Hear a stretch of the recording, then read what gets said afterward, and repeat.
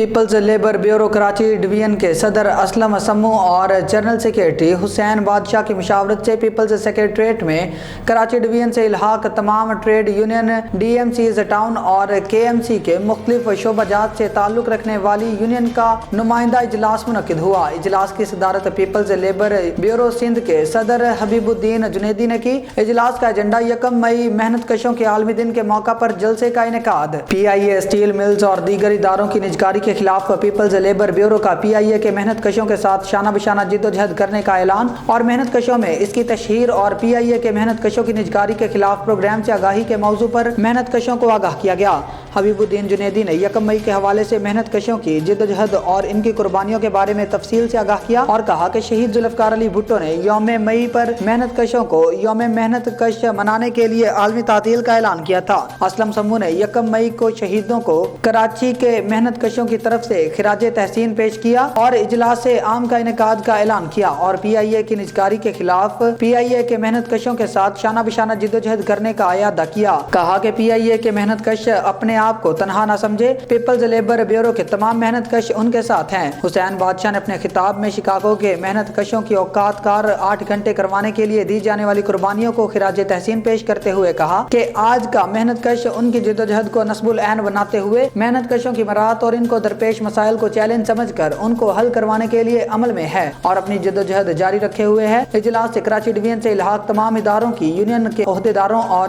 Education سے تعلق رکھنے والی خواتین نے بھی بڑی تعداد میں شرکت کی۔ Peoples Labour Bureau Karachi division کی جانب سے 1 مئی کا جلسہ آرٹس کونسل میں 1 مئی بروز بدھ دوپہر 3 بجے منعقد کیا جائے گا، جس میں پاکستان پیپلز پارٹی کے مرکزی قائدین اور پیپلز لیبر بیورو کے رہنما شرکت فرمائیں گے۔